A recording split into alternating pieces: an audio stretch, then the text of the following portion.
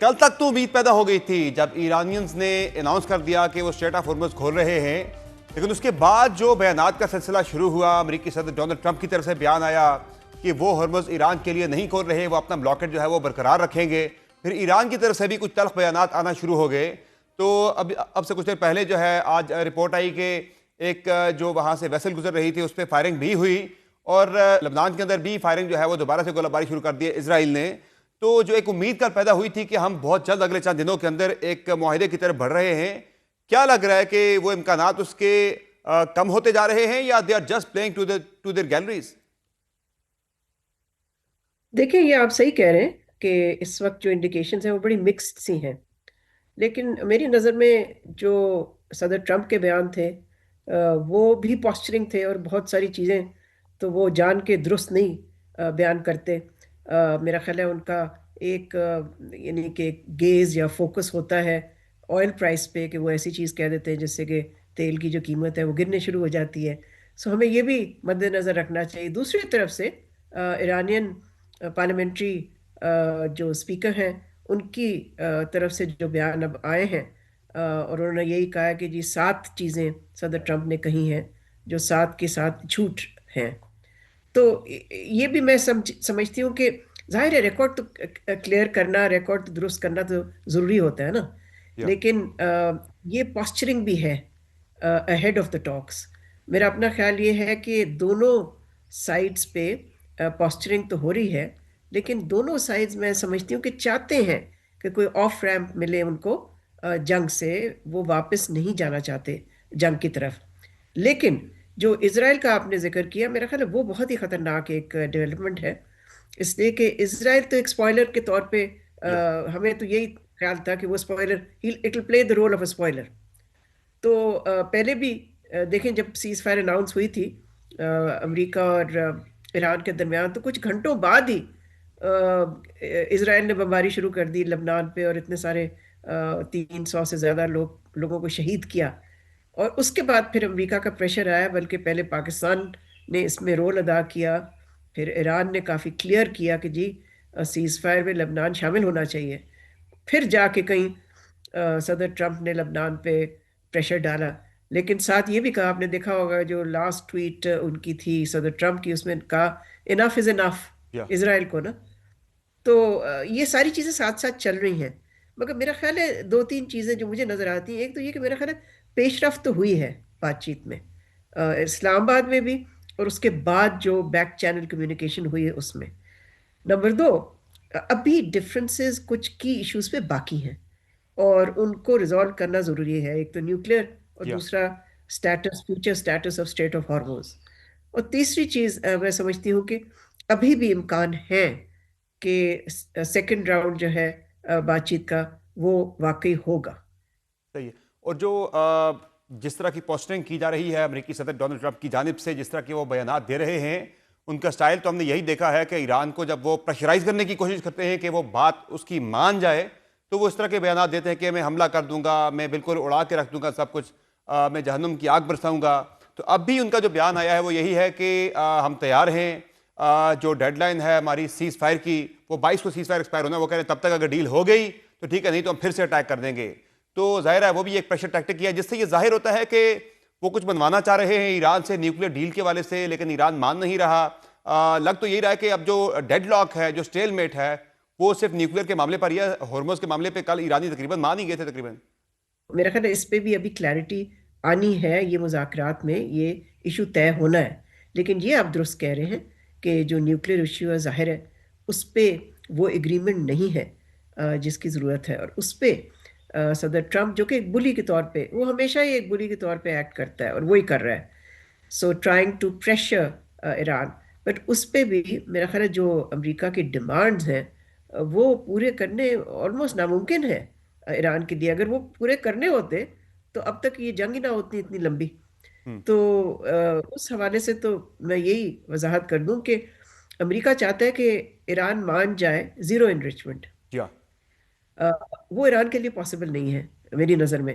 ایران واقعی اس پہ لچک دکھا چکا ہے اور کہہ چکا ہے کہ وہ 3% سے کم جو ہے، جو کہ ویپن گریڈ نہیں ہوتا، وہ کرنے کو تیار ہے۔ لیکن زیرو تو پھر ایک طرح سے ان کا آپ حق لے جا رہے ہیں جو ان کو ملا ہے انڈر دا نیشنل کہہ رہی ہوں دا NPT، the nuclear non proliferation treaty. اور دوسرا پھر جو ٹرمپ نے کہا ہے کہ جی ہم ان کا نیوکلیر ڈسٹ، جس کو وہ کہتا ہے، بڑا عجیب سا ہی الفاظ استعمال کرتا ہے وہ، ہائیلی انرچ یورینیم کو نیوکلیر ڈسٹ کہنا تو پتہ نہیں یعنی کہ ایک مذاق ہے یا کیا ہے. بٹ ان اینی کیس وہ کہتا ہے کہ جی یہ جو HEU ہے، ہائیلی انرچ یورینیم، یہ ایران ہمیں دے دے گا. ایران کیوں دے گا بھائی؟ اور پھر ٹرمپ نے یہ بھی کہا ہے، بلکہ ٹاکس میں یہ ہوا ہے کہ جی آپ اس کو کسی اور ملک منتقل کر دیں، اس یا سارے 400 کے قریب میرا ہے، اس پہ بھی 400 ایرانی راضی کلو. نہیں ہے. اس پہ کیوں کریں گے وہ؟ بلکہ کہا ہے ان کے فارن منسٹری اسپوکس مین نے کہ کوئی سوال ہی نہیں پیدا تھا کہ ہم یہ HEU جو ہے یہ کسی اور جگہ منتقل کریں. لیکن یہ ضرور ہے کہ ایران نے یہ آفر کیا ہے کہ وہ اس کو ڈاؤن بلینڈ کرنے کو تیار ہے، وچ مینس کہ جو HEU کی جو لیول ہے وہ ویپنز گریڈ نہیں رہے گی. اور اس حوالے سے انہوں نے یہ بھی کہا ہے کہ جو IAEA ہے وہ اس کی نگرانی کر سکتا ہے، اس کی ویریفیکیشن کر سکتا ہے. تو یا دیکھیں ایران، میں سمجھتی ہوں کہ کافی لچک بھی دکھائی ہے، لیکن ٹرمپ کے جو ڈیمانڈز ہیں اگر وہ سرنڈر چاہتا ہے تو میں تو یہی کہوں گی کہ جو وہ جنگ سے نہیں کر سکے، جس میں کہ ایران کا اپر ہینڈ رہا، تو وہ نیگوشیٹنگ ٹیبل پہ تو نہیں سرنڈر کروا سکتے. ایسا ہی ہے. اور جس طرح سے ایران کا دورہ کیا فیلڈ مارشل عاصم منیر صاحب نے، ظاہر 3 دن کا یہ دورہ تھا، بڑا اہم یہ دورہ تھا، ظاہر اس میں کافی پیش رفت ہوئی ہوگی. اور لگ رہا ہے کہ اب ایک دورہ واشنگٹن کا بھی کرنا پڑے گا، چونکہ زیادہ تر جو اب رکاوٹ آ رہی ہے، زیادہ جو ہمیں نظر آ رہی ہے ایک ہٹ درمی، وہ وائٹ ہاؤس میں زیادہ دکھائی دے رہی ہے. تو انہیں بھی ذرا 2 قدم پیچھے ہٹانے کے لیے لگ رہا ہے کہ ایک دورہ وہاں کا بھی کرنا پڑے گا تاکہ چیزیں آگے بڑھیں. نہیں، میرا نہیں خیال اس کی ضرورت پیش آئے گی. میرا خیال ہے جو بیک چینل کمیونیکیشن ہو رہی ہے، back and forth messages field marshal صاحب کر رہے ہیں کنوے، وہ میں سمجھتی ہوں کہ کافی ہیں. اب دیکھنا یہ کہ دیکھیں اصل چیز تو یہ ہے نا کہ امریکہ اپنی پوزیشن میں کیسے لچک پیدا کر سکتا ہے، اور پھر ایران کی طرف سے بھی ہم دیکھیں گے کہ ان کا پھر جواب کیا ہوگا. تو اس کا تو پھر میں سمجھتی ہوں کہ نیکسٹ راؤنڈ آف ٹاکس میں ہی آپ کہہ سکتے ہیں کہ یہ ڈٹرمن ہو سکتا ہے یا ٹیسٹ ہو سکتا ہے. اور شاید ایک کوشش بیچ میں یہ تھی کہ پہلے ہی جو ہے دونوں طرف رابطے کر کے انہیں ایک پوائنٹ کے اوپر ایگری کر لیا جائے. جب دونوں ممالک کا ایگریمنٹ ہو جائے وربل، تو پھر انہیں اسلام آباد میں بٹھا کے ایک باضابطہ جو ہے وہ معاہدہ ڈرافٹ کر کے اس پہ سائن ہو جائے. لیکن وہ شاید اس میں پیش رفت نہیں ہو سکی. دیکھیں ایران کی طرف سے انہوں نے کہا ہے کہ ہم ایک فریم ورک ایگریمنٹ کرنے کو تیار ہیں، لیکن فائنل ڈیل کے لیے نیگوسیشنز کی ضرورت ہے. تو اب یہی والی بات جو میں نے پہلے بھی کہی، میں دہراتی ہوں اس کو، کہ نیکسٹ راؤنڈ میں سمجھتی ہوں کہ کافی جو سٹکنگ پوائنٹس ہیں ان کو ایڈریس کرنا پھر لازمی ہوگا. ویسے تو ایک بات چل رہی ہے کہ امکان ہے کہ اگلے ہفتے کے جو ہے وسط میں یا بالکل ٹورڈز دا ویکنڈ جو ہے شاید اسلام آباد کے اندر ایک اور راؤنڈ ہو جائے. کتنا آپ کو لائکلی لگ رہا ہے کہ اس طرف معاملات جا سکتا ہے کہ نیکسٹ ویک کے مڈ میں یا اینڈ پہ جو ہے اسلام آباد میں جو ہے پھر سے سیکنڈ راؤنڈ ہوگا؟ بہت مشکل ہے، دیکھیں اس طرح سے پریڈکشن کرنا مشکل ہوتا ہے، لیکن میں سمجھتی ہوں کہ دونوں کے مفاد میں ہے کہ ٹاکس پہ تاخیر زیادہ نہ کی جائے، جی ہاں. اور جتنی جلدی ہو سکے وہ کریں ایک دوسرے سے ڈائریکٹلی بات.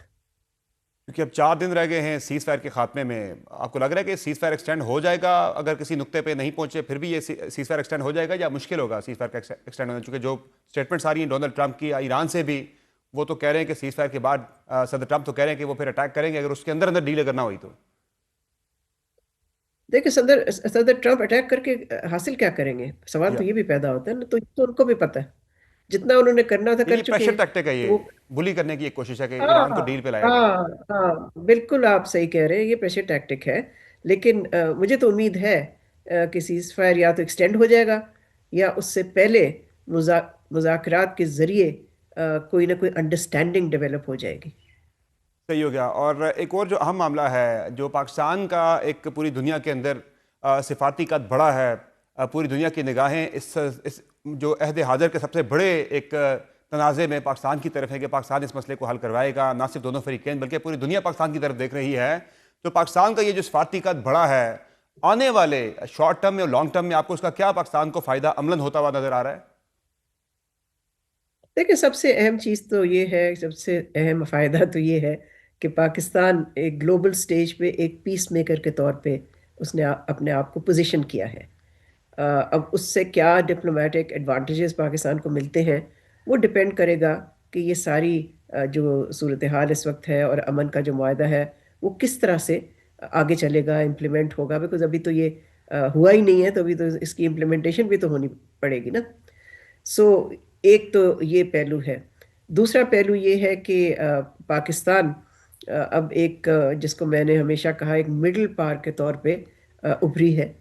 اور اس سے میری مراد یہ ہے کہ مڈل پار وہ ملک ہوتے ہیں جو کہ صوبہ پاس ظاہر نہیں ہوتے، لیکن ان کے پاس اتنی قوت ہوتی ہے یا اتنی صلاحیت ہوتی ہے کہ وہ جیو پالیٹکس کو شیپ کر سکے جی ہاں۔ یا اس پہ حاوی ہو سکے، انفلوئنس کر سکے۔